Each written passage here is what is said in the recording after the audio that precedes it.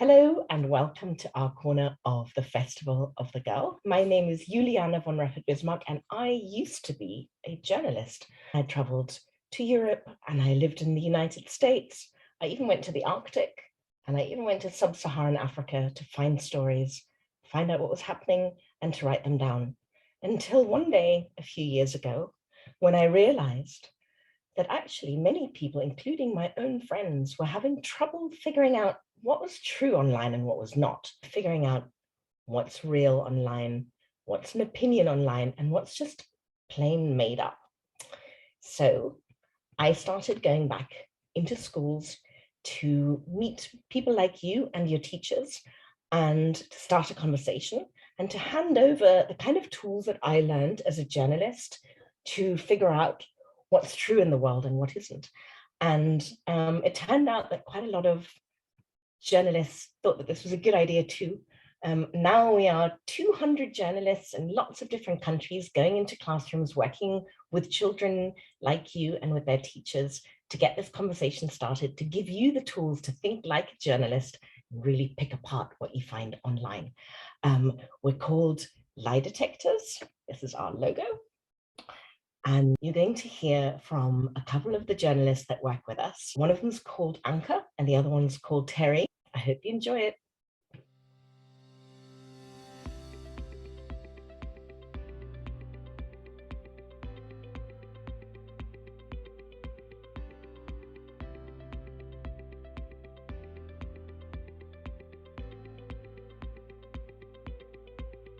I am Ann-Kathrin Horn.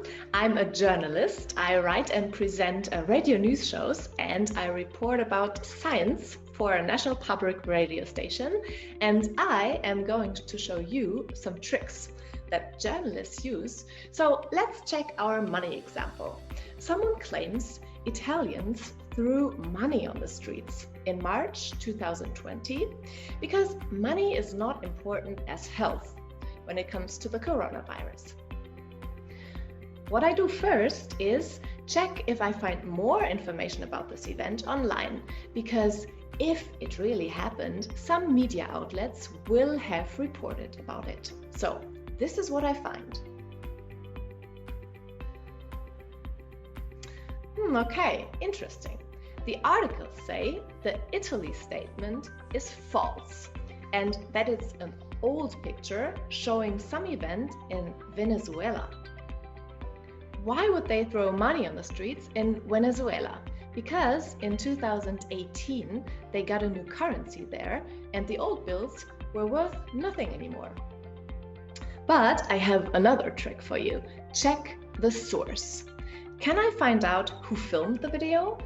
Can I find out who posted it on TikTok? Is that a reliable person? And is TikTok a reliable platform that checks facts before publishing?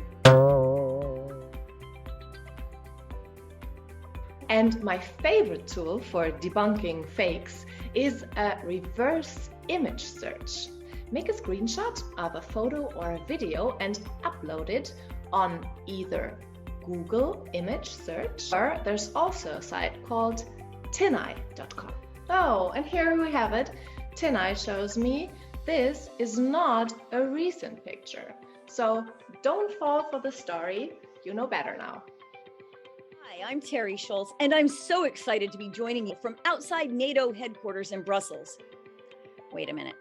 I'm not actually outside NATO headquarters in Brussels.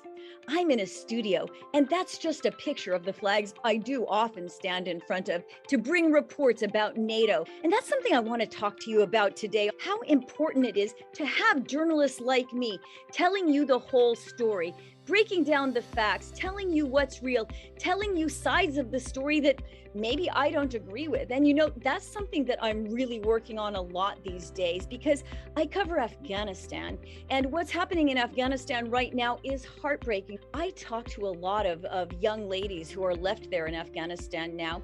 They are being forced out of their schools, out of their universities, back into their homes, having to cover their faces, cover their whole bodies, due to the fact that a terrorist group has now taken over the Capitol. Now, one of the things a journalist has to do is keep their emotions out of the story, because of course, I don't think it's right that the Taliban are keeping women and girls out of schools, but I can't say that. I have to talk about what their beliefs are, as well as what most of the world think about this.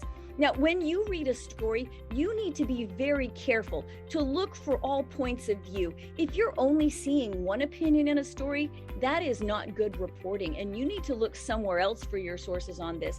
You know, there's no one source of truth. You need to read and consume a lot of different sources before you know what's really happening. I'm very careful about this, and I hope most journalists are, but this is something really important for all of you to learn.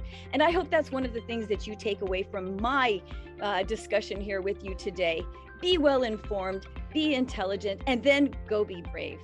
That was amazing what Anka and what Terry told you. Absolutely spot on. Remember that you can use all of these tools too. Together, we can all make sure that there are fewer fakes online and more facts circulating. Remember to stop and think before you share. And I wish you a very happy Festival of the Girl.